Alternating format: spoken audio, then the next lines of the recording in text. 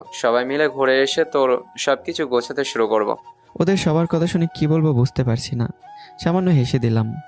ওই হাসিস কেন? না এমনি। চল তোরা যেখানে বলবি আজ সেখানেই যাব। ঘুম থেকে উঠে ফ্রেশ হতেই বাথরুমে চলে গেলাম। ফ্রেশ হয়ে সকালে নাস্তা করার পর ওদের সাথে ঘুরতে বের হলাম।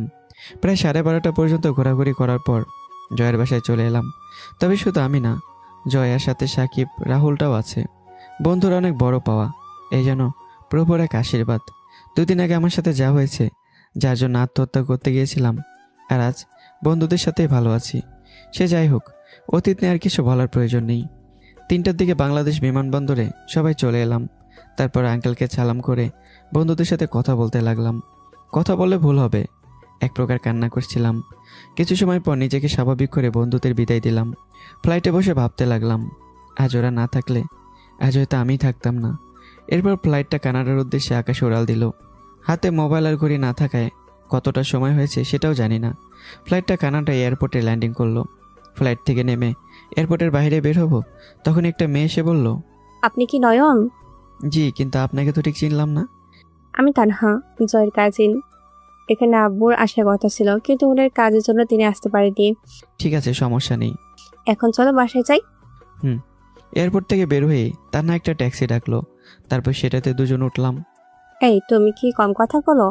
আর সরি, তুমি করে বলে ফেললাম। আসলে সমবয়সী, তাই তুমি করে বলে ফেলেছি। ঠিক আছে, বলতে পারেন। ঠিক নেই, তুমি এখান থেকে তুমি করে বলবে। আর যতদূর জানি তুমি আর আমি একই ক্লাসে, তাই তুমিও তুমি করে বলবে। ঠিক আছে, বলবো। হুম। তোমার বাসায় কে কে আছেন? সবাই আছে, শুধু আমি ছাড়া। মানে? মানে তোমাকে বুঝতে হবে না। কিন্তু আমার তো। কিছু বলার আগে তানহার ফোনে কারো কল আসে। হ্যাঁ বলো। হ্যাঁ, আমি নিতে আসছি আমার সাথে। আর এখন বাসে যাচ্ছি। ঠিক আছে, তাই হবে।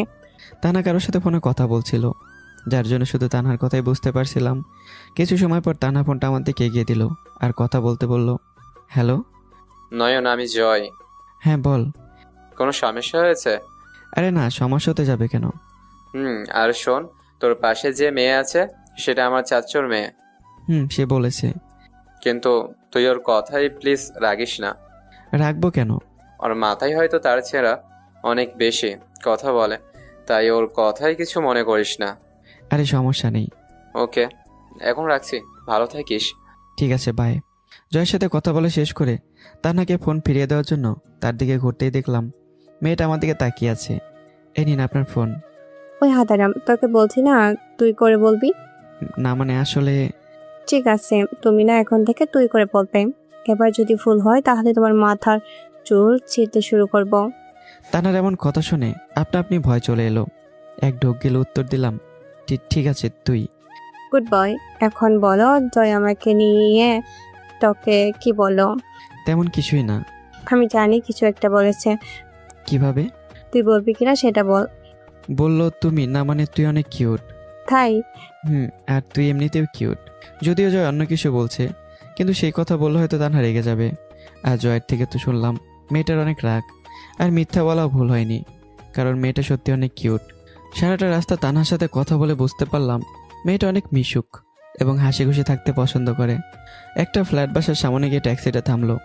হয়তো এটাই তানহাদের বাসা। তারপর তানহা কলিং বেল বাজাতেই একটা মধ্যবয়স্ক মহিলা দরজা খুলে দিয়ে ভেতরে আসতে বলল। নয়, ইনি আমার আম্মু। তানহার কথা শুনে আন্টিকে সালাম দিলাম। থাক বাবা, আগে রুমে গিয়ে ফ্রেশ হয়ে রেস্ট নাও, তারপর কথা হবে। জি আন্টি। তারপর আন্টি তানহাকে আমার রুম দেখিয়ে দিতে বলল। একটা রুমের ভেতরে গিয়ে তানহা বলল, এটা তোর রুম, ভালো না? অনেক ভালো। হায়, হবে না। তুই জানিস আর সারাদিন আমি আর আম্মু মিলে এই রুমটা কত পরিষ্কার করেছি, জানলে তুই অবাক হয়ে যাবি। ঠিক আছে, তুই এখন যা, আমি একটু রেস্ট নেই। তুই রেস্ট নিবি না? তাতে আমার কি? তোর কিছুই না, কিন্তু এখন তুই তো রুমে যা। সারা ফকির থাক তোর রুমে। রাগ দেখিয়ে তানা চলে গেল। তানাকে এমনভাবে দেখে ভালোই লাগলো। আর যাই হোক, একটা বন্ধু তো পাওয়া গেল। অচেনা একটা দেশে এমন বন্ধু পাওয়াটা অনেক উপকারী। ফ্রেশ হয়ে একটু ঘুমিয়ে গেলাম। ঘুম থেকে উঠে ফ্রেশ হতে চলে গেলাম। ফ্রেশ হয়ে রুমে এসে ড্রেস পরে নিচে এলাম। দেখলাম জয়ের চাচ্চু বসে আছে। আর ওনাকে আমি অনেক আগে থেকেই চিনতাম, কারণ ফোনে অনেকবার কথা হয়েছে জয়ের মাধ্যমে। আমাকে দেখে জয়ের চাচ্চু অর্থাৎ তানহার আব্বু বলল, নয়ন, এদিকে আসো। জি আঙ্কেল, বলুন। আমি বুঝতে পারছি এখানে তোমার কিছু দিন সমস্যা হবে, তবে চিন্তা করো না, খুব তাড়াতাড়ি তুমি এই পরিবেশের সাথে মানিয়ে নিতে পারবে। জি আঙ্কেল। আর নয়ন, কাল তোমাকে তানহা ওর ভার্সিটি নিয়ে যাবে। কিন্তু আঙ্কেল আমি তো সব সার্টিফিকেট দেশে রেখে এসেছি। নয়ন, তুমি কি আমাদের পর ভাবছো? আমরা তোমার ব্যাপারে সব জয়ের থেকে শুনেছি। আর আমরা যে এখানে এসেছি, এটাতে জয়ের বাবার ভূমিকা অনেক। আর তুমি জয়ের বাবাকে সাহায্য করেছো, যার ফলে আমাদেরকেও করেছো। তুমি কোনো চিন্তা করো না, জয় আমাদের সবকিছু অনলাইনে পাঠিয়ে দিবে, এটা নিয়ে তোমার আর ভাবতে হবে না। জি। তারপর ওনাদের সাথে আরও কিছু কথা বলে রুমে চলে এলাম। ভাবতে অবাক লাগছে, যারা আমাকে ভালো করে চেনেও না তারা আমাকে কতটা উপকার করছে। আর আব্বু, তুমি কিছু না জেনে আমাকে পর করে দিলে।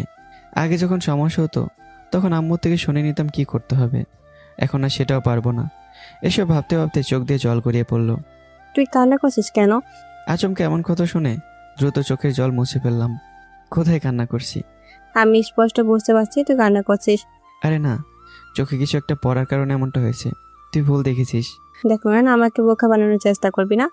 এছাড়া ফোনেও জয় বললো তোকে আমি যেন ডিস্টার্ব না করি, তাই প্লিজ আমাকে বল। জানতে চাস আমার কি হয়েছে? হ্যাঁ বল প্লিজ। সময় হলে বলবো, এখন না। তুই বলবি না আমাকে? এখন না, তবে প্রমিস পরে বলবো। মনে থাকে যেন। ঠিক আছে, থাকবে। এখন চল, আম্মু খেতে ডাকছেন। চল। এভাবে কিছুদিন চলে গেল। তানার ভার্সিটি ভর্তি হলেও এখনও ভার্সিটি যায়নি। তাই ভাবছিলাম আজ ভার্সিটি গেলে কেমন হয়। রুম থেকে বের হয়ে আন্টির কাছে গেলাম। নয়ন, কিছু লাগবে তোমার? আন্টি, একটা কথা ছিল। সেটা বলার জন্য কি তোমার পারমিশন লাগবে? নয়ন, আমাদের কোনো ছেলে নেই, তাই বলছি তুমি এখন আমাদের ছেলের মতো। কিছু বলার জন্য পারমিশন লাগবে না। আর বলো কি বলবে। না মানে আমি চাইছি তানার সাথে ভার্সিটি গেলে কেমন হয়। অনেক ভালোই হবে। আমি তানহাকে বলে দিচ্ছি তোমাকে সাথে করে নিয়ে যাবে। আর তুমি এখানে একটু বসো। আমাকে বসতে বলে আন্টি রুমে গিয়ে কিছু টাকা নিয়ে আমাকে দিল। টাকাগুলো নাও। না আন্টি, আমার লাগবে না। এটা আমি আমার ছেলেকে দিচ্ছি, তাই বলছি এটা নাও, না নিলে মার দেবো কিন্তু। কিন্তু আন্টি। কোনো কিন্তু না, যেটা বলছি সেটা করো। আন্টি থেকে টাকাগুলো নিয়ে রুমে এসে রেডি হতে লাগলাম। কিছু সময় পর তানহা রুমে এলো। কিছু বলবি? না, তবে ভার্সিটিতে যেতে চাইছিলি, তাই তোকে নিতে এলাম, চল। হ্যাঁ চল। তারপর আন্টিকে বিদায় জানিয়ে তান্নার সাথে ওর ভার্সিটি চলে এলাম। প্রথম দিন, তাই তেমন কোনো পড়াশোনা আমার ছিল না। আর ভার্সিটির শিক্ষকগুলো অনেক ভালো, বাঙালি জেনেও ক্লাসের সবার সাথে পরিচয় করে দিল। সেদিনের মতো ক্লাস করে তান্নার সাথে বাসার দিকে রওনা দিলাম। তোর প্রথম দিন কেমন কাটলো? হ্যাঁ, অনেক ভালো। কিন্তু আমার ভালো হয়নি। কেন, তোর আবার কি হলো? আরে আমার বেস্টু আজ আসেনি। ওহ, বেচারে অনেক কষ্ট পেয়েছে বুঝি। চুপ থাক, আমি তোর সাথে পরিচয় করিয়ে দিতে চাইলাম, আরও নিজেও বাঙালি। তাহলে তো ভালোই হলো। হুম। তান্নার সাথে কথা বলতে বলতে বাসায় চলে এলাম। বাসায় আসার পর আন্টির সাথে কিছুক্ষণ কথা বললাম। আন্টির সাথে কথা বললাম কারণ সেটা আপনারা সবাই জানেন, অতীতেও তেমন হতো। কলেজ শেষ করে বাসায় এসে আম্মুর সাথে কথা বলতাম, কিন্তু এখন তো আর আম্মু নেই, তাই আন্টির সাথে কথা বললাম। আর শুধু আন্টির সাথে কথা বললাম কারণ আঙ্কেল এই সময় অফিসে কাজ করেন। অপরদিকে তান্নার সাথে অনেক ভালো বন্ধুত্ব গড়ে উঠেছে। মেয়েটা অনেক অভিমানী, অল্পতেই রাগ করে, তবে রাগ বেশি সময় থাকতে পারে না। সকালে রাগ করলে দুপুরে রাগ খাওয়া হয়ে যায়। পরদিন আজকে কি ভার্সিটি চাপি? বাসা থেকে কি করব? তাহলে তাড়াতাড়ি রেডি হয়ে নে। তুই রেডি হবি না? না, আমি এভাবেই যাবো। ঠিক আছে, 5 মিনিট অপেক্ষা কর, আমি আসছি। তারপর রেডি হয়ে তানহার রুমে গেলাম। তানহা চল, আমি রেডি। এত তাড়াতাড়ি? চল। চল। তারপর দুজন মিলে ভার্সিটি চলে এলাম। এখানে সে যতটা উপকার হয়েছে সেরকম কিছুটা ক্ষতি হয়েছে। আগে মন খুলে সবার সাথে কথা বলতে পারতাম, কিন্তু এখন শুধু তান্নার সাথেই কথা হয়। এসব হয়েছে রিয়ার জন্য। এখন কেন জানি না রিয়ার প্রতি অনেক রাগ হয়। কি চেয়েছিলাম আমি? শুধুমাত্র একটু ভালোবাসা। তার প্রতিদান স্বরূপ আমি কি পেলাম? কষ্ট আর পরিবার থেকে আলাদা। এসব কথা ভাবতে ভাবতে বুকের বাঁ পাশটায় চিনচিন ব্যথা অনুভব করলাম। এসব কথা ভাবছি এমন সময় কে যেন আলতো করে ধাক্কা দিল। লক্ষ্য করলাম তানহা। কি হয়েছে, ধাক্কা দিচ্ছিস কেন? তোকে কখন থেকে ডাকছি, শুনতে পাস না? না মানে।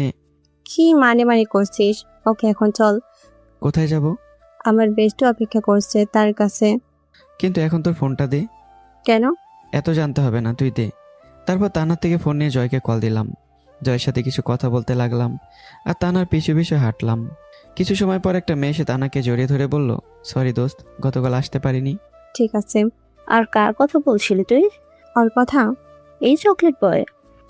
ওর নাম নয়ন, আর নয়ন ও হচ্ছে আমার বেস্টু শবনম। হাই। হ্যাঁ, তাদের সাথে কিছু সময় কথা বলে ক্লাসে চলে গেলাম। সবগুলো ক্লাস করে বাইরে বের হতেই তানহা বলল, নয়ন তোর ফোনটা দে তো। আমি ফোন কোথায় পাবো? তোর ফোন নাই? না। বুঝতাম। কি বুঝলি? তার না কিছু না বুঝলেও আমি বুঝতে পারছি। নয়ন শোন, তুই কি জব করবি? শাবনামের কথা শুনে অবাক হয়ে গেলাম। মেয়েটা আমাকে তো চিনে না, আজকেই পরিচয়, আর সেখানে আমাকে জব দেবে। কিন্তু জব কোথায় পাবে? আমাকে এমন চুপ দেখে শাবনাম বলল, কি হলো, কথা বলছিস না কেন? আমার জন্য চাকরি তুই কোথায় পাবি? আরে আমার পাপার কোম্পানিতে। কিন্তু শবনম, ওর পড়াশোনা তো করতে হবে, পড়াশোনার পাশাপাশি জব করলে সমস্যা হবে। আরে সমস্যা হবে না শাবনাম, আমি রাজি। শবনম, নয়ন এই জব করতে পারবে না। দোস্ত, নয়নকে দিয়ে যদি অনলাইনে কাজ করাই দিনে 3 ঘন্টা। কিভাবে? তুই তো জানিস আমার বাবার পিকচার ডেলিভারি অনলাইনে অর্ডার নেওয়া হয়।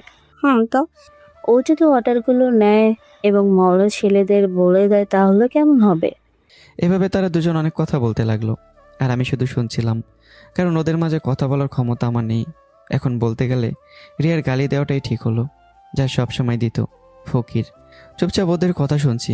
এমন সময় শাবনাম বলল, নয়ন, তুই কি প্রতি সানডে আমার পাপার কোম্পানিতে যেতে পারবি? সানডেতে কেন? আমরা অনেক ভেবে দেখলাম তুই এখন যদি জব করিস তাহলে তোর পড়াশোনার ক্ষতি হবে, তাই আমরা দুজনে ডিসিশন নিলাম প্রতি হলিডেতে তোর কাজ করলে তোর তেমন কিছু হবে না। কিন্তু শাবনামের বাবা এটা মানবে? এটা আমার উপরে ছেড়ে দে। কিন্তু কোনো কিন্তু না, যেটা বলছি সেটাই ফাইনাল। ঠিক আছে। তারপর তিনজন অনেকক্ষণ কথা বলার পর শাবনামকে বিদায় দিয়ে আমরা দুজনই বাসার দিকে রওনা দিলাম। কিন্তু আজ মনে হচ্ছে আমরা অন্যদিকে যাচ্ছি। তানহা, এদিকে কোথায় যাচ্ছি আমরা? আমার বয়ফ্রেন্ডের সাথে দেখা করতে। তাহলে তুই একা যা, আমাকে নিয়ে আর কি আছে। তোকে লাগবে, এখন চুপচাপ থাক। আর কিছু না বলে তানার সাথে হাঁটতে লাগলাম। কিছুটা যাওয়ার পর বড় একটা মলের ভেতরে ঢুকলাম। তানা আশেপাশে চোখ বুলিয়ে আমাকে হাত ধরে নিয়ে গেল। লক্ষ্য করলাম যেদিকে ফোন বিক্রি হচ্ছে সেদিকে আমাকে নিয়ে এলো।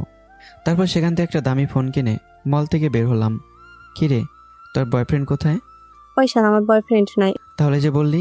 মজা করছিলাম। আর এই নে ফোন। ফোন নিয়ে আমি কি করব? কি করবি মানে? এটা এখন থেকে তোর। আমার মানে? আমি জানি তোর বাসায় একটা সমস্যা হয়েছে, কিন্তু কি সমস্যা হয়েছে জানি না। আর 2 দিন আগে আব্বা আম্মু রাতে তোকে নিয়ে কথা বলছিল। আমি তখন থেকে বুঝতে পারছি তুই এখন অনেকটা একা, আর তোর ফোনটাও তুই এখানে নিয়ে আসিসনি, তাই এটা তোর। দয়া দেখাচ্ছিস? দেখ নয়ন, তুই আমাকে ভুল বুঝছিস। এখন তুই এটা নে, আর যখন পড়াশোনা শেষ হবে তখন আমাকে এটা কিনে দিবি, বেশ হয়ে গেল। ধন্যবাদ দোস্ত। থাক, আর ধন্যবাদ দেওয়া লাগবে না। দুজনে কথা বলতে বলতে বাসায় চলে এলাম। এভাবে অনেক দিন চলে গেল। ভার্সিটিতে তানহা শাবনামের জন্য আরও কিছু বন্ধু হয়েছে, তবে সবাই ভালো বন্ধু হলেও তানহা শাবনামের মতো কেউ ভালো বন্ধু হতে পারেনি। সপ্তাহে 6 দিন ভার্সিটি আর 1 দিন জব করাই আমার নিত্যদিনের কাজ হয়ে উঠেছে। সে যাই হোক, আজ সানডে, তাই অফিসে যেতে হবে। অফিসে যাওয়ার জন্য রেডি হচ্ছি, এমন সময় আন্টি রুমে এলো। আন্টিকে দেখার পর তাকে সালাম দিলাম। নয়ন, জবটা কি করা জরুরি? আন্টি, আমি জানি এটা না করলে কোনো সমস্যা হবে না, কারণ আপনার মতো আন্টি এবং আঙ্কেলের মতো মানুষ থাকলে আমার এই জবটা না করলেও চলবে, কিন্তু আমি নিজের পায়ে দাঁড়াতে চাই। কিন্তু তোমার আঙ্কেল বলল জবটা না করলে ভালো হতো। সময় হলে ছেড়ে দেবো আন্টি। ঠিক আছে। আন্টির সাথে কথা বলে রেডি হয়ে অফিসে চলে গেলাম। আর বসটা অনেক ভালো, সবার সাথে অনেক ভালোভাবে কথা বলে। অফিসে কাজ করছি, এমন সময় শবনমের কল। এখন অফিসে নিচে আসো। পারবো না। আরে আমি একা না, সাথে তানহাও। তারপরও আসতে পারবো না। কেন? অফিসের কাজ করছি। রাখ তোর কাজ, নিচে আয়। পারবো না বলেই কেটে দিলাম, কারণ সপ্তাহে অফিসে আসি 1 দিন, তারপরে যদি কাজ না করি তাহলে অফিসে এসে কী লাভ। তাই কল কেটে দিয়ে কাজ করতে লাগলাম। কিছু সময় পর বস এসে বলল, তুমি এখন বাসায় যাও। কেন স্যার? পাগলি মেয়েটা তোমাকে ছুটি দেওয়ার জন্য জেদ ধরেছে, তাই বাবা এখন যাও, নাহলে বাসায় আমার খবর করে ছাড়বে। কিন্তু sir. Please Nayan, you can go now. Okay sir. তারপর অফিস থেকে বের হয়ে আসলাম। নিচে আসতেই দেখলাম 2টা পেতনি দাঁড়িয়ে আছে। কিছু সময় ওদের সাথে ঘোরাঘুরি করার পর বাসায় চলে গেলাম। এভাবেই দেখতে দেখতে 5টা বছর চলে গেল আমার জীবন থেকে।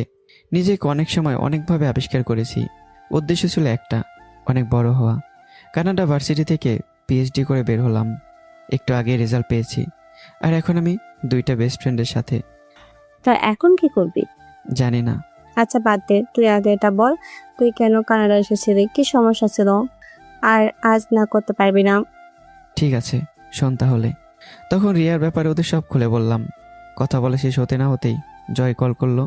তুই তাড়াতাড়ি দেশে চলে আয়, কেন? আঙ্কেল স্টক করেছেন। কতটা শোনার পর মাথায় যেন আকাশ ভেঙে পড়লো। হাত থেকে ফোনটা পড়ে গেল। বুঝতে পারছিলাম না কি করব। ফোনটা তুলে তান্না কথা বলে আমাকে নিয়ে বাসায় চলে এলো। তুই এখন রেডি হ, শবনমকে বলে দিচ্ছি, ওর পাপাকে বলে আজকের ফ্লাইটে তোকে দেশে পাঠানোর ব্যবস্থা করে দেবেন। তানার কথার কোনো উত্তর না দিয়ে রেডি হতে লাগলাম। কিছু সময় পর শাবনাম আমাকে আর তানহাকে নিয়ে এয়ারপোর্টে চলে এলো। জয়ের থেকে কথাটা শোনার পর থেকে মনের ভেতরে ভয় শুরু হয়ে গেছে। তারপর ওদের বিদায় দিয়ে ফ্লাইটে উঠে পড়লাম। হঠাৎ কাঁধে কারো হাত অনুভব করতেই চোখ খুলে ফেললাম। পাশে বসে থাকা মানুষটা কাঁধে হাত দিয়ে বলল, ভাইয়া আমরা চলে এসেছি, নামবেন না? এয়ারপোর্ট থেকে বের হয়ে সোজা বাসায় চলে এলাম, কারণ আব্বুকে এখন বাসায় আনা হয়েছে। বাসায় আসতেই দেখলাম সবাই নিচে বসে আছে, কিন্তু সব থেকে বেশি অবাক হলাম বাসায় রিয়া। সেদিকে খেয়াল না করে সবার কাছে একটু এগিয়ে যেতেই আম্মু আমাকে দেখে জড়িয়ে ধরে কান্না শুরু করে দিল। এতটা সময় আম্মুর সাথে কথা বলা তো দূরে থাক, দেখাটাও করতে পারিনি। অনেক রাগ তোর, তাই না? আর যদি কাল যদি তোর আব্বু আম্মু, আমার ভুল হয়েছে, সেটার জন্য আমি সরি, কিন্তু প্লিজ অতীতটাকে আর মনে করিও না। আব্বু এখন কোথায়? রুমে আছে। ঠিক আছে, আসো আমার সাথে। রুমে গিয়ে দেখলাম আব্বু বিছানার উপর শুয়ে আছে। হয়তো ডক্টর বিশ্রাম নিতে বলেছেন। আব্বুর কাছে গিয়ে বসে তার বাহারটা ধরতেই চোখ খুলে ফেললো। নয়ন, আব্বু, আমি জানি তোমার এই অবস্থার জন্য আমি দায়ী। এটার জন্য কি মাফ করা যায় না আব্বু? কথাটা বলার সাথে সাথে আব্বু জড়িয়ে ধরে কেঁদে দিলেন। আব্বুকে বোঝানোর ভাষা আমার নেই, নিজেও কান্না করে দিলাম। তবে এটা দুঃখের না, বরং আনন্দের। কিছু সময় নিজেকে স্বাভাবিক রেখে আব্বুকে বিশ্রাম নিতে বলে আমি নিজের রুমে চলে এলাম। রুমে এসে অনেকটা অবাক হলাম, কারণ যে রুমে 5 বছর কেউ থাকে না সেই রুমটা এতটা পরিষ্কার। হয়তো আম্মু পরিষ্কার করতেন। এসব না ভেবেই বাথরুমে ফ্রেশ হতে চলে গেলাম। ফ্রেশ হয়ে রুমে আসতেই দেখলাম রিয়া সোফার উপর বসে আছে। তবে রিয়াকে দেখে বুকের ভেতরে কেন জানি না একটা মোচড় দিয়ে উঠলো। এই যেন অন্য এক রিয়া, আগের থেকে অনেক শুকনো লাগছে, আর চোখের নিচে কালো দাগ পড়ে গেছে। হয়তো ঠিকমতো খাওয়া দাওয়া করে না। রিয়ার দিকে তাকে এসব ভাবছি, হঠাৎ অতীতের কথা মনে পড়তেই মনের ভেতরে রাগের আবির্ভাব ঘটলো। মন চাইছিল রুম থেকে ঘাট ধাক্কা দিয়ে বের করে দিই, কিন্তু আব্বুর অসুস্থতার কারণে কিছুই বললাম না। রিয়ার দিকে তাকিয়ে না থেকেই ড্রেস পরতে লাগলাম। কেমন আছো? আমি নিশ্চুপ। কি হলো, কথা বলছো না কেন? আমি এখনো কিছু বললাম না। আমার উপর এখনো রেগে আছো? আমাকে স্পর্শ করার সাহস কোথায় পেলেন? আর আপনি কে? আমি কে মানে? হ্যাঁ, আপনি কে? মনে নেই কি বলেছিলেন? ভুলে গেলেন? নয়ন, আমি সরি, প্লিজ সেগুলোর জন্য আমাকে মাফ করে দাও। মাপ? সেটা আবার আপনাকে? কখনোই না। মাফ তোমাকে করতেই হবে, আর তোমার হারানো ভালোবাসাটাও আদায় করে নেব, দেখে নিও। আর কোনো কথা না বলে রিয়া রুম থেকে চলে গেল। আমি দাঁড়িয়ে না থেকে ড্রেস পরে নিলাম।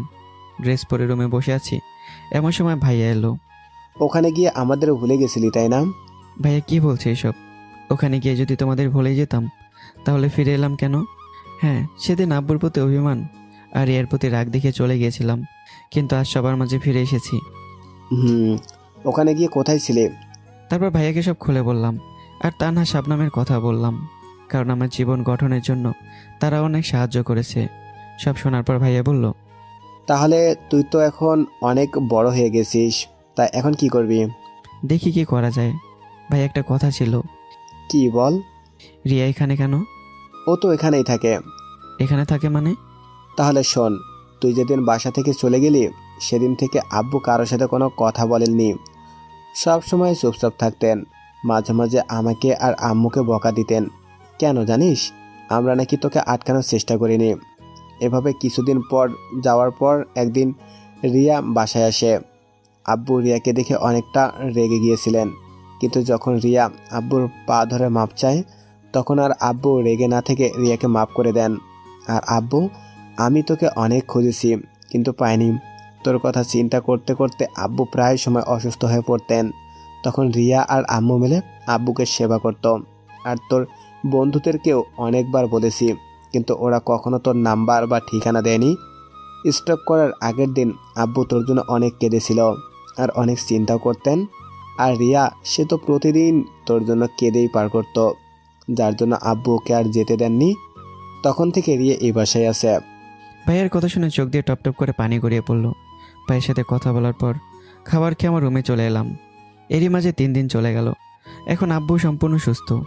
ও আপনাদের তো বলাই হয়নি, ভাইয়ের একটা মেয়ে হয়েছে, নাম আভা, বয়স 2 বছর। আভাকে নিয়ে ছাদে খেলা করছি, এমন সময় রিয়া এলো। তোমাকে আব্বু ডাকছেন। রিয়ার কথার কোনো উত্তর না দিয়ে আবার সাথে খেলা করতে লাগলাম। আমার এমন আচরণ দেখে রিয়া আবার বলল, কি হলো, শুনতে পাও না আমি কি বলছি? আপনার আব্বুর সাথে আপনি কথা বলেন, তাতে আমার কি? আর এখন যেতে পারবো না। ওই, তুমি আমাকে আপনি করে বলছো কেন? সেটা নিতান্তই আমার ইচ্ছা। দেখো, আমি শেষবারের জন্য তোমার কাছে ক্ষমা চাইলাম, তারপরেও কেন আমার সাথে এমন করছো? দেখুন, হাত ছাড়ুন। না, ছাড়বো না। আগে বলো মাফ করেছো। মাফ করব? সেটা আবার আপনাকে? হাস্যকর ব্যাপার। আর এখানে যদি আভা না থাকতো তাহলে আবার আপনার গালটা লাল করে দিতাম। তাই বলছি, বাচ্চা মেয়েটার সামনে এমন কিছু করতে বাধ্য করবেন না, যেটা করলে আভা ভয় পাবে। কথা শোনার পর রিয়া আমার হাত ছেড়ে দিয়ে পুনরায় বলল, আব্বু মানে তোমার আব্বু তোমাকে ডেকেছেন। আপনি যান, আমি আভাকে নিয়ে যাচ্ছি। তোমাকে এখন যেতে বললো, আর আফাকে আমি নিয়ে যাচ্ছি। রিয়ার কথার কোনো উত্তর না দিয়েই আমি নিচে চলে এলাম। নিচে আসতে আব্বু বলল, আমার তো অনেক হলো, এখন আমি চাই তুমি আর তোমার ফাই কোম্পানির দায়িত্বটা নাও। আব্বু, এখন এসব করা আমার দ্বারা সম্ভব না। কেন? আগে জানতে হবে অফিসের কাজের ধরনকে, আমাকে কি কি করতে হবে সেটা আগে আমি জানি, তারপর না হয় দায়িত্ব নেব। ঠিক আছে। এরপর আব্বুর সাথে আরও কিছু সময় কথা বলে রুমে চলে এলাম। রুমে আসতে মেজাজ খারাপ হয়ে গেল, কারণ রিয়া আমার রুমে। আপনি আমার রুমে কি করছেন? বেরিয়ে যান আমার রুম থেকে। আর একটু প্লিজ, প্রায় সব কিছু গোছানো হয়ে গেছে। গোছানো লাগবে না, আমি নিজেই পারবো। দেখলাম তো, গত কিছুদিন ধরে একটা কাজও করলে না, আর এখন বলছে গোছাতে নিজেই পারবে। আপনার কাজ করতে হবে না, চলে যান আমার রুম থেকে। হাত ধরে বের হতে বললাম। আরে একটু আছে তো। বলছি না করতে হবে না। মার খাওয়ার পর মেয়েটা কেন যেন বাকরুদ্ধ হয়ে গেল, নীরবে চোখের পানি ফেলতে লাগলো। রিয়া কেমনভাবে দেখতে অনেক মায়া হচ্ছিল, কিন্তু রিয়ার প্রতি রাগ আর অভিমানের ফলে আমাকে সব করতে হচ্ছে। এটা নয় যে রিয়াকে আমি এখন আর ভালোবাসি না, এখন ওকে ভালোবাসি, আর বেশি হয়ে যাব। কিন্তু অতীতের কথা মনে পড়তেই নিজের রাগটাকে বাধা দিতে ব্যর্থ হয়ে যাই। রিয়াকে এভাবে দেখতে নিজেরই কষ্ট হচ্ছিল, তাই নিজের রুম থেকে বের হয়ে বন্ধুদের ফোন করে ব্রিজে আসতে বললাম। তারপর ওদের সাথে ঘোরাঘুরি করে সন্ধ্যায় বাসায় চলে আসলাম। রাতে রুমে বসে ফোন টিপছি, এমন সময় রিয়া রুমে আসলো। বাসায় কখন এলে? সেটা কি আপনাকে বলতে হবে? আমি কি একটু শুনতেও পারবো না? না, পারবেন না। কেন পারবো না? কারণ কিছু শোনার অধিকার তোমার এখন আর নেই, যেটা ছিল তো অনেক আগেই শেষ করে ফেলেছো। আর সরি আপনাকে তুমি করে বলায়। প্লিজ নয়ন, আমাকে সেসবের জন্য মাফ করে দাও। আমাকে ছাড়ুন। না, আমি ছাড়বো না। আমি বলছি আমাকে ছাড়ুন। বললাম না, এখন আর ছাড়তে পারবো না। নিজের থেকে রিয়াকে ছাড়িয়ে একটা ঠাস করে থাপ্পড় দিয়ে দিলাম। তোকে কতবার বলছি তুই আমাকে স্পর্শ করবি না।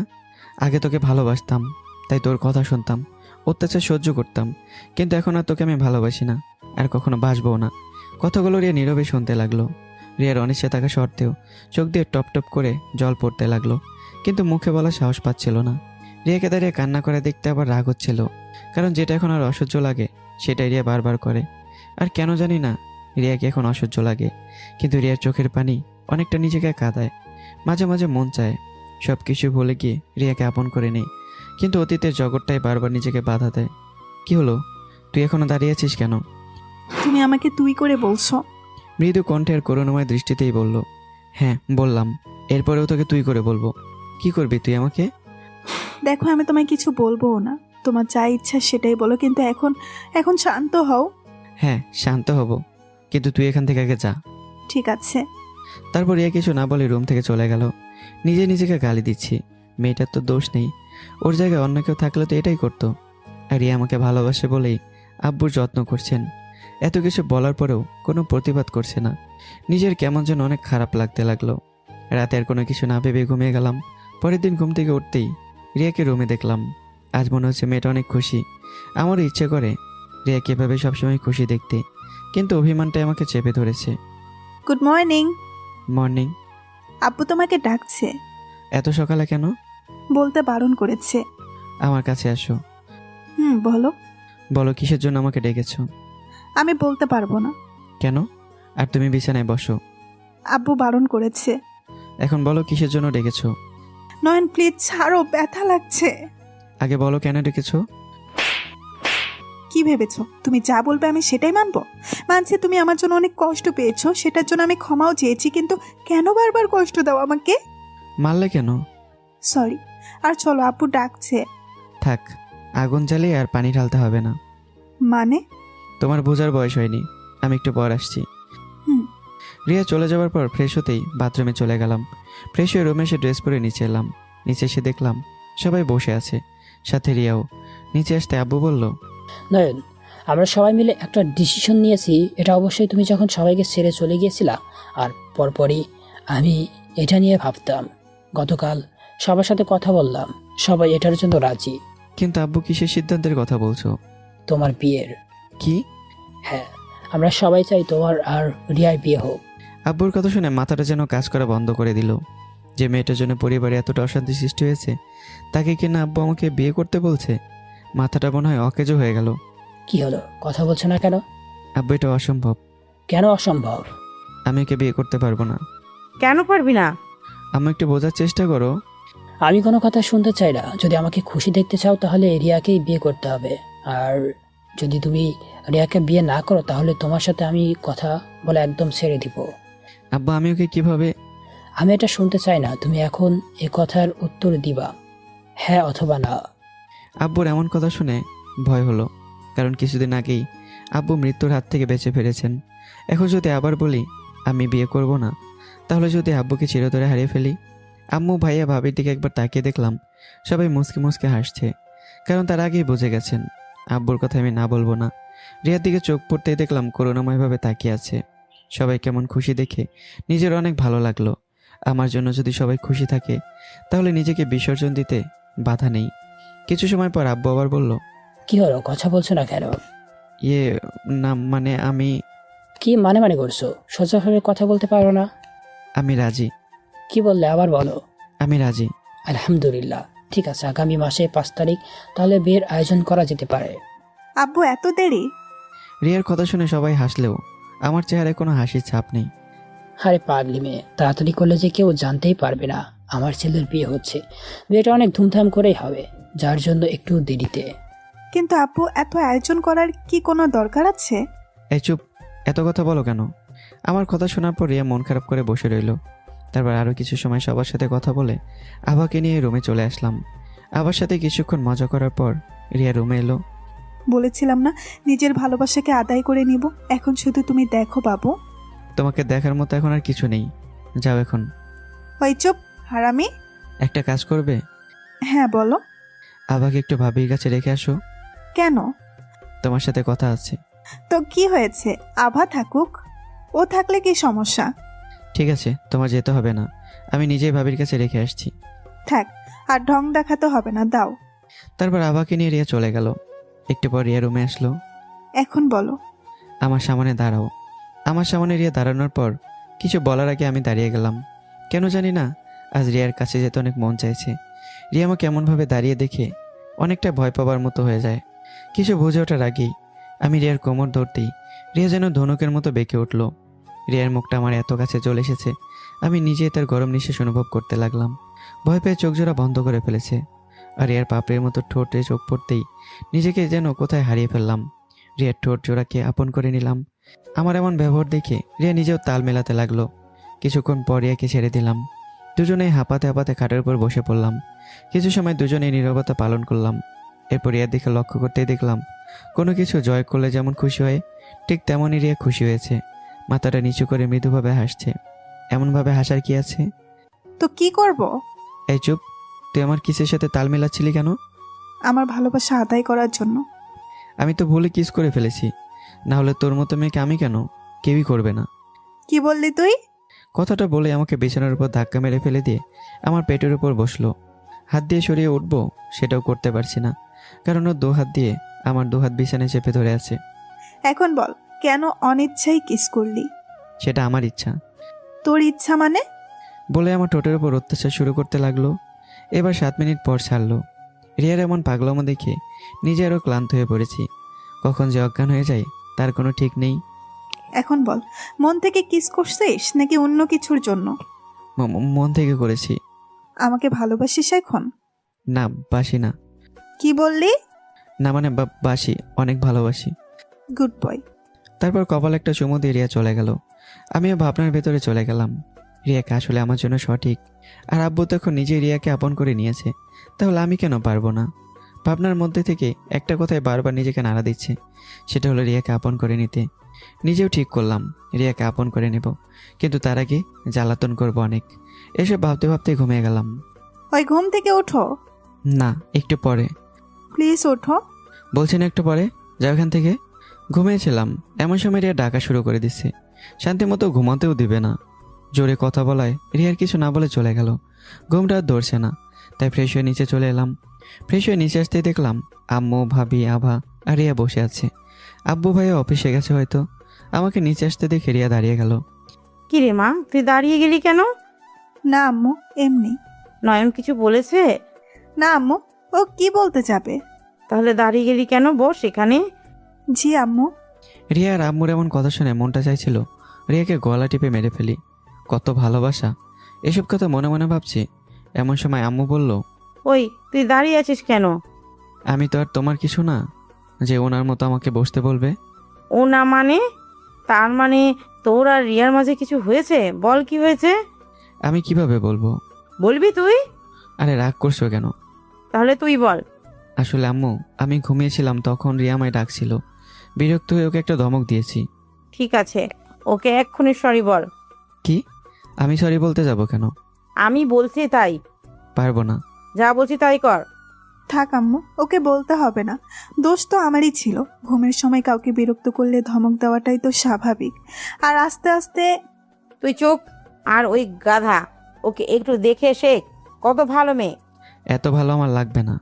মানে কি বলতে চাস তুই? ভাবি, তুমি বুঝবা না। কি বুঝবো না আমি শুনি? আমার বোন তোকে ভালোবাসে সেটা বুঝবো না, নাকি রিয়া যখন সামান্য একটা ড্রাইভারকে ভালোবাসার জন্য সারা রাত কান্না করতো সেটা বুঝবো না, নাকি তোর অনুপস্থিতির প্রতিটা রাত জেগে জেগে শুধু তোর জন্য চোখের পানি ফেলতো সেটা বুঝবো না? বল আমাকে, আমি কি বুঝবো না? ভাবির কথাগুলো মনে হয় মাথার উপর দিয়ে গেল, কিছুই বুঝতে পারলাম না। কি হলো, চুপ করে আছিস কেন? না এমনি। আভা, আম্মু তুমি চলো আমরা খেলা করি। না, আভা কোথাও যাবে না। ভাবি প্লিজ, আমার এসব কথা বলতে ভালো লাগছে না। আভাকে আমার কাছে দাও। না, তুই আগে বল আমি কি বুঝবো না। ও, তার মানে তোমার বোনের জন্য তুমি আভাকে আমার কাছে দিবে না? আমি সেটা বলিনি। ঠিক আছে, লাগবে না আমার কাউকে। আবারও হারিয়ে যাব, এবারে তো আর ফিরে আসবো না, দেখে নিও। একবার আজে বাজে কথা বললে আমার থেকে খারাপ কেউ হবে না। আম্মু তুমি আমাকে মারলে কেন? মারছে, বেশ করেছে। আর একবার এসব কথা বললে আমিও মারবো।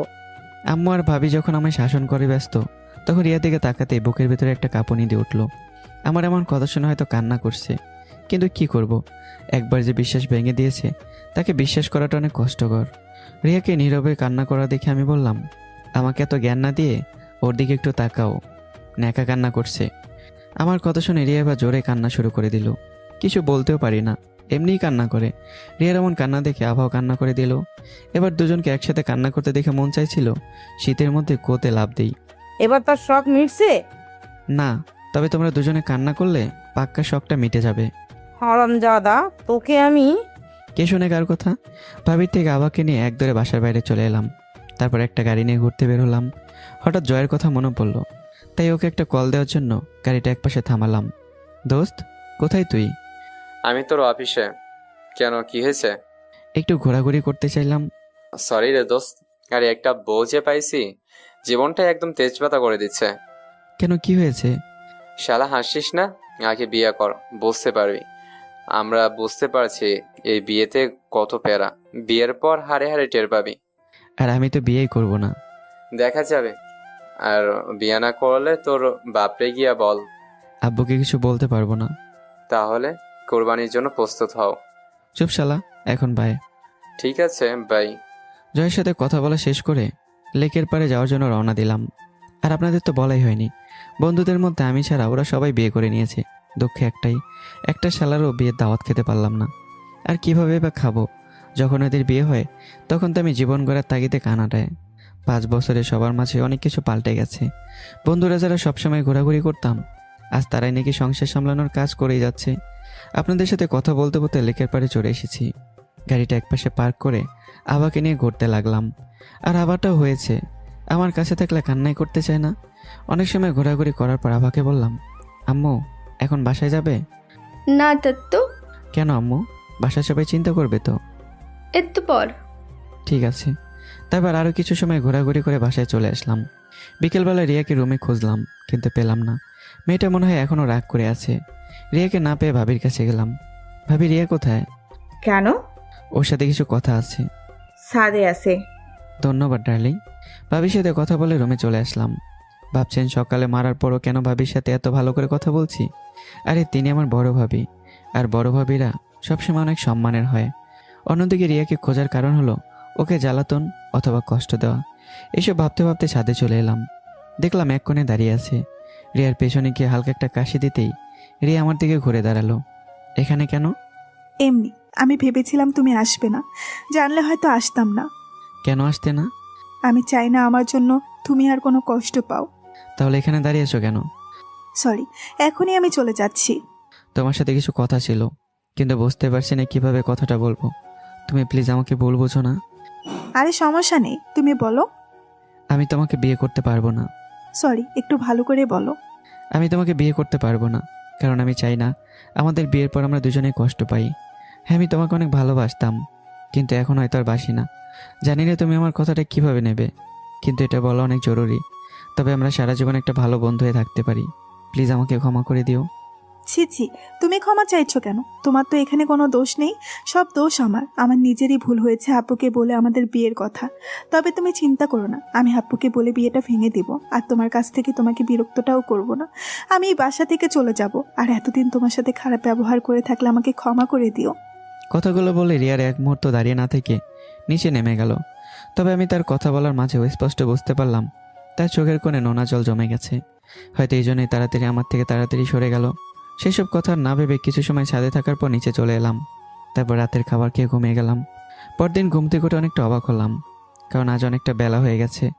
আর তার থেকেও বেশি অবাক হয়েছি রিয়াজ একবারের জন্য ডাকেনি। মনে মনে ঠিক করলাম কিভাবে রিয়ার থেকে এটা শোধ নেওয়া যায়। কিছু সময় ভাবার পর ফ্রেশ হতে চলে গেলাম।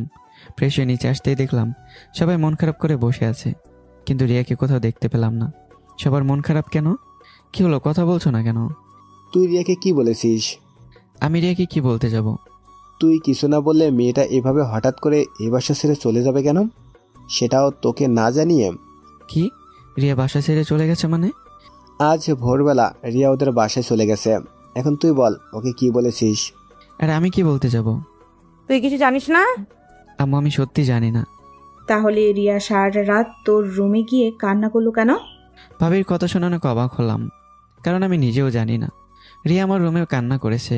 হ্যাঁ বুঝলাম, গতকাল আমি আজে বাজে কথা বলেছি, তাই বলে ওকে চলে যেতে হবে নাকি? তুমি জানলে কিভাবে? রাতে যখন আমি পানি খাওয়ার জন্য বাইরে আসছি তখন দেখি তোর রুমের দরজা খোলা। কাছে যেতেই দেখলাম বোনটা আমার তোর পায়ের কাছে মাথা ঠেকিয়ে অঝোর ধারায় চোখের জল ফেলছে। আমি জানি রিয়া এসব শুধু তোর জন্য করছে, তাই বলছি কি হয়েছে সেটা বল। ভাবি, কিছু হয়নি। বিশ্বাস না হলে ওকে কল করে জেনে নাও। আমার কথায় কেউ তেমন উত্তর দিল না। এরপর আব্বর ভাই অফিসে চলে গেল। আম্মু, খেতে দাও, ক্ষুধা লেগেছে। বেড়ে খা, আমি দিতে পারবো না। ভাবি, তুমি তো দাও। আমিও পারবো না, তুই নিজে বেড়ে খা। ভাবি আবাকে কোলে নিয়ে রুমে চলে যেতে লাগলো। দূর, ভালো লাগে না। একটা মেয়ের জন্য আমার সাথে সবাই খারাপ আচরণ করছে। খাবার টেবিলে বসে হালকা কিছু খেয়ে রুমে চলে এলাম। বিছানায় বসে বসে ফেসবুক চালাচ্ছি, এমন সময় তানহার মেসেজ আসলো। কি রে হারামি, ভুলে গেলি? না রে দোস্ত, তোদের ভুলে গেলে তো আমি নিজে আমাকে ভুলে যাব। থাকার পাম দিতে লাগবে না, এখন তোর নাম্বার দে। 016। ঠিক আছে। আর শোন শবনম, তোর কথা বলছিল। কি বলছিল? বলেছিল রিয়ার সাথে তোর কোনো কথা হয়েছে কিনা। ও দোস্ত, তোদের বলতেই ভুলে গেছি। সামনের মাসের 5 তারিখ আমার আর রিয়ার বিয়ে। তোদের কিন্তু আসতেই হবে। তাই ঠিক আছে, শবনমকে আগে বলে দেখি ও কি বলে। ঠিক আছে, এখন বাই। তারপর আমি অফলাইন হলাম। এর মাঝে 3 দিন চলে গেল। রিয়াকে এখন অনেক মিস করি। অনেক সময়ের জন্য কষ্ট হয়, কিন্তু কিছু করার নেই। বিয়ে পর্যন্ত অপেক্ষা করতে হবে। বিয়ের পর সব সুদে আসলে আদায় করে নেব। আর বাসার সবাই তো আমাকে মানুষ বলে কেউ মনেই করে না, কেউ কথাই বলে না। আবার সাথে যা একটু কথা বলি, আব্বু সেটা বলতে দেয় না। শুয়ে শুয়ে সব ভাবছি, এমন সময় জয়ের কল আসলো। দোস্ত, কক্সবাজার ঘুরতে যাবি? তোর বউ যাবে? আরে না, বউ তার বাপের বাড়ি গেছে, এর সুযোগে যেতে চাইছি। রাহুল সাকিবকে বলেছিস? হ্যাঁ, ওরা রাজি। তাহলে আমিও রাজি। যাবি কবে? তুই বললে কাল। ঠিক আছে, তাই হবে। আরও কিছু কথা বলে কল কেটে দিলাম। বাসা থেকে লাভ নেই, শুধু শুধু অবহেলা। সেদিনের মতো কোনোরকম দিনটা পার করে বন্ধুদের সাথে অনেক ভোরবেলা কক্সবাজারের উদ্দেশ্যে রওনা হলাম। আর আমি যে কক্সবাজারে যাচ্ছি সেটা কাউকে বলিনি, বললে হয়তো গাড়িটাও নিতে দিত না। প্রায় 5 ঘন্টা পর কক্সবাজারে পৌঁছালাম। অনলাইনে আগে থেকেই হোটেল বুক করা ছিল, তাই আসার পরেই হোটেলে উঠলাম। এর মাঝে বাসার কারোর সাথে একবারও কথা হয়নি। ফ্রেশ হয়ে হোটেলে ঘুমিয়ে পড়লাম। ঘুম থেকে উঠেই ফোন হাতে নিয়ে দেখলাম 20টার বেশি কল। বেশিরভাগ কল এসেছে আব্বর ভাইয়ের ফোন থেকে। কিন্তু এতবার কল করার কি আছে? আমি কি ছোট নাকি যে হারিয়ে যাব? মনে মনে এসব ভাবছি, এমন সময় ভাই আবার কল করলো। বলো। তুই কোথায়? সকাল থেকে তোর কোনো খোঁজ নাই। বাসা থেকে চলে এসেছি। চলে গেছিস মানে? মানে আমি ওই বাসায় যাব না। কি আজে বাজে কথা বলছিস? আর আম্মুর সাথে কথা বল। তুই কোথায় এখন? হারিয়ে গেছি। দেখ নয়ন, আমাকে রাগাস না বলে দিচ্ছি। বারে, আমি এখন তোমাদের রাগাচ্ছি? এতদিন যে তোমরা আমাকে অবহেলা করেছো সেগুলো কি ছিল? তাই বলে চলে যাবি? প্লিজ বাবা, বাসায় চলে আয় তাড়াতাড়ি। আর রিয়া মেয়েটাও তোর জন্য সকাল থেকে পাগলের মতো হয়ে গেছে। তাতে আমার কি? ওর জন্যই তো তোমরা আমাকে তো অবহেলা করতে। এখন সবাই ওকে নিয়েই থাকো। কি কি বলছিস এসব? ঠিকই তো বলছি। তা এবার কোন দেশে গেছিস? আম্মুর সাথে কথা বলছি, এমন সময় আব্বুর এরকম কণ্ঠ শুনে এবং এরকম প্রশ্ন শুনে অনেকটা ভয় পেয়ে গেলাম। তার মানে সবাই একসাথে? কি হলো, কথা বলছিস না কেন? না মানে আব্বু। কি মানে মানে করছিস বল এবার, তুই কোন দেশে গেছিস? না ফেরার দেশে। বুঝলাম, কিন্তু তার জন্য কি গাড়ি নিয়ে যেতে হবে? কি? তুমি তোমার গাড়ির জন্য এত বড় কথা বললে? ঠিক আছে, কালকে তোমার গাড়ি তোমার বাসায় চলে যাবে, আর কখন আমাকে খুঁজে পাবে না। আর কোনো কথা না বলে কল কেটে দিলাম। সামান্য একটা গাড়ির জন্য কথা শুনতে হলো? আগে বিয়েটা হোক, তারপরে রিয়াদ থেকে সুদে আসলে সব আদায় করে নেব। কলটা কেটে দেওয়ার পর ফোনটা অফ করে রেখে দিলাম। এবার আর বসে না থেকে ফ্রেশ হয়ে বন্ধুদের সাথে কক্সবাজারের বিকেলের দৃশ্যপট উপভোগ করতে লাগলাম। সত্যি এই সময়কার দৃশ্য মনে গেঁথে যাওয়ার মতো। কিছু সময় ঘোরাঘুরি করার পর আবার সবাই সন্ধ্যায় সূর্যাস্ত দেখতে মনোযোগী হলাম। এই সময় যদি কবি রবীন্দ্রনাথ ঠাকুর আমাদের সাথে থাকতেন, তাহলে আমি নিশ্চিত নতুন করে একটা কবিতা লিখতেন। আর আমি তো রবি ঠাকুর নই যে কবিতা তৈরি করব। সে যাই হোক, আরও কিছু সময় বসে থাকার পর হোটেলে চলে এলাম। রাতে বন্ধুরা মিলে রুমে বসে আছি, এমন সময় হোটেল ম্যানেজমেন্ট এসে খাবার দিয়ে গেল, কারণ আমরা অনেক আগেই খাবারের অর্ডার দিয়ে রেখেছিলাম। তারপর সবাই মিলে রাতের খাবার খেয়ে ঘুমিয়ে গেলাম। পরদিন আর সকালে ঘুম ভেঙে গেল। কেন জানি না, নিজেরও ভালো লাগছে না। সেই সকালে ফোন বন্ধ করেছি, এখনও অন করিনি, তাই ফোনটা অন করলাম। তবে অনেকটা অবাক হলাম, কারণ 200-এরও বেশি মিস কল। আপনারা ভাবছেন ফোন বন্ধ থাকার পরে মিস কল দেখা গেল? ফোনে মিস কল অ্যালার্ট চালু করা ছিল। মিস কলগুলোর ভিতরে প্রায় ভাইয়া সবগুলো করেছে। কিন্তু এত কল করার কারণ কি? মনে মনে হাজারো সন্দেহ কাজ করতে লাগলো। সেসব কিছু না ভেবে ভাইকে কল করলাম। হ্যালো নয়ন, তুই তাড়াতাড়ি হাসপাতালে চলে আয়। রিয়া আত্মহত্যা করতে গেছিল। ভাইয়ের কথা শুনে আমার পুরো দুনিয়াটা কেমন যেন থমকে গেল। ভাইকে কিছু বলার মতো ভাষাই খুঁজে পাচ্ছি না। এখন বুঝতে পারছি মেয়েটা কেন সেদিন আমাকে বলেছিল সবার থেকে দূর দেশে হারিয়ে যাবে। ভাইকে কিছু আর না বলেই জয়, সাকিব আর রাহুলকে বলে আমি একাই রওনা দিলাম। গাড়ি ড্রাইভ করছি, এমন সময় হাজারো প্রশ্ন মাথার উপর ঘুরপাক খাচ্ছে। কেন করতে গেলাম মেয়েটার সাথে এমন মজা? আর ভাইয়া তো বলেছিল আমার চলে যাওয়াতে রিয়া কতটা ভেঙে পড়েছিল। আর সেদিন যখন রিয়াকে বললাম আমি তোমাকে বিয়ে করতে পারবো না, সেদিনও রিয়া আমার কথার কোনো প্রতিবাদ করেনি, বরং সারাটা রাত আমার জন্য কান্না করেছে। প্রতিদিন আমি তাকে কি দিলাম? শুধুমাত্র কষ্ট। এখন যদি মেয়েটার কিছু হয়ে যেত, তাহলে আব্বু আম্মুকে আমি কি বলতাম? গাড়ি ড্রাইভ করছি আর মনকে সব জিজ্ঞাসা করছি। আজ পথটাও যেন অনেক দূরে লাগছে, কিছুতেই ফোরাচ্ছে না। গাড়িটা আরও জোরে চালাতে শুরু করলাম। রিয়ার এমন কথা শুনে ঘুম থেকে উঠে ফ্রেশটাও হতে পারিনি। মনের ভিতর অনেক ভয় কাজ করছে। অনেকক্ষণ ড্রাইভ করার পর হাসপাতালে পৌঁছালাম। গাড়িটা কোনোরকম পার্ক করে দৌড়ে হাসপাতালের ভেতরে ঢুকলাম। দূর থেকে দেখলাম বাইরে রিয়ার বাসা এবং আমাদের বাসা সবাই বসে আছে। তাদের সাথে কোনো কথা না বলে সোজা রুমের ভেতরে চলে আসলাম। রুমে ঢুকতে নিজের অজান্তে চোখ দিয়ে টপটপ করে পানি গড়িয়ে পড়তে লাগলো। কখনো ভাবতে পারিনি রিয়া এমন একটা কাজ করবে। রিয়ার দিকে লক্ষ্য করতে যেন আমার নিঃশ্বাস বন্ধ হয়ে যেতে লাগলো। মেয়েটাই কয়েকদিন একদম শুকিয়ে গেছে, মাথা চুলগুলো এলোমেলো হয়ে গেছে, চোখের নিচেও কালি পড়ে গেছে। দাঁড়িয়ে না থেকে রিয়ার কাছে গেলাম। এক হাতে শুজ লাগানো রয়েছে, চোখটা এখনো বন্ধ করে রেখেছে। হয়তো এখনো টের পাইনি আমি রুমে এসেছি। রিয়ার মাথার কাছে গিয়ে বসে কপাল একটা চুমু দিতেই আস্তে আস্তে চোখ খুললো। আমাকে দেখার পর অভিমানে মুখটা অন্য পাশে ঘুরিয়ে নিল। মুচকে এসে রিয়ার মাথায় হাত বোলাতে লাগলাম আর বলতে লাগলাম, বাবু রাগ করেছো? আমি না অনেক পচা, শুধু শুধু তোমাকে কষ্ট দেই, কিন্তু এখন থেকে আর দেব না। একটু তো আমার সাথে কথা বলো। ঠিক আছে, এরপর থেকে তোমাকে ছাড়া আর কোথাও ঘুরতে যাব না। জানো ভাইয়া যখন বললো তুমি সুইসাইড করতে গিয়েছিলে, তখন জানো আমার কেমন লাগছিল? মন চাইছিল নিজেকে শেষ করে দিই, কিন্তু তোমার কথা ভেবেও ওপারে যেতে পারিনি। হ্যাঁ, আমি তোমাকে এতদিন অবহেলা করেছি, কিন্তু কেন করেছি জানো রিয়া? আমি তোমাকে ভালোবাসি, আর ভালোবাসার মানুষটার কাছে অবহেলা কতটা কষ্টের সেটা তোমাকে শুধুমাত্র একটু বোঝাতে চেয়েছিলাম। আর তুমি কিনা আমাকে ফাঁকি দিয়ে চলে যেতে চাইছিলে। তুমি চলে গেলে আমি কি করে থাকতাম? তুমি জানো না আমি তোমাকে ছাড়া কতটা একা।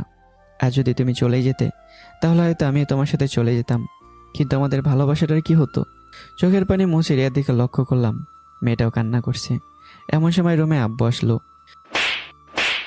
কেন এসেছি এখন? মেয়েটা কিভাবে মারা যাচ্ছে সেটা দেখতে। কথাগুলো অনেক জোরেই বলল আর রেগেই বলল। আব্বুর এমন জোরে কথা বলা শুনে সবাই রুমের ভেতরে চলে এলো। কি হলো, কথা বলছিস না কেন? বল। এখানে কিছু বলার মতো মুখটা আমি রাখিনি, তাহলে আর কি বলবো? গালে হাত দিয়ে নীরবে লজ্জায় দাঁড়িয়ে রইলাম। আব্বু তারপর আমাকে বকা দিতে লাগলো। বুঝতে পারছিলাম আমাকে এখন চলে যেতে হবে, কারণ আব্বুর হার্টের সমস্যা। এখন যদি আব্বু জোরে জোরে কথা বলে, তাহলে হয়তো আব্বু আর অসুস্থ হয়ে পড়বেন। তাই সেখানে দাঁড়িয়ে না থেকে চলে যেতে লাগলাম। এমন সময় রিয়া বলল, নয়ন তুমি প্লিজ যেও না। ভালো থেকো। পেছন করে কথাটা বলে চলে আসতে লাগলাম। আব্বু আমি নয়নকে ছাড়া আমি বাঁচবো না, প্লিজ আব্বু তোমরা নয়নকে আটকাও, এবার চলে গেলে আমি সত্যিই মারা যাব। রিয়ার কথা শোনার পরেও চলে যেতে লাগলাম। হঠাৎ পেছন থেকে কে যেন হাত ধরলো। পেছনে তাকিয়ে দেখলাম আব্বু হাত ধরে আছে। আব্বু চোখের দিকে তাকিয়ে দেখতে পেলাম আব্বু চোখ দিয়ে নোনা জল গড়িয়ে পড়ছে। রাগ করে চলে যাচ্ছিস? আব্বুকে কোনো উত্তর না দিয়ে জড়িয়ে ধরে কান্না করে দিলাম। আব্বু আমাকে প্লিজ মাফ করে দাও। আমি রিয়ার সাথে শুধু মজা করতে চেয়েছিলাম। আমি কখনো ভাবতে পারিনি ও এমন একটা জিনিস করে বসবে। আমার কান্না দেখে সবাই কান্না করে দিল। কিছুক্ষণ কান্না করার পর নিজেকে স্বাভাবিক করে চোখের জল মুছে ফেললাম। তারপর সবাইকে বাইরে যেতে বললাম। আমার কথা শুনে সবাই বাইরে চলে গেল। সবাই চলে যাওয়ার পর রিয়ার কাছে গিয়ে বসলাম। মেয়েটা এখনও কান্না করেই চলেছে।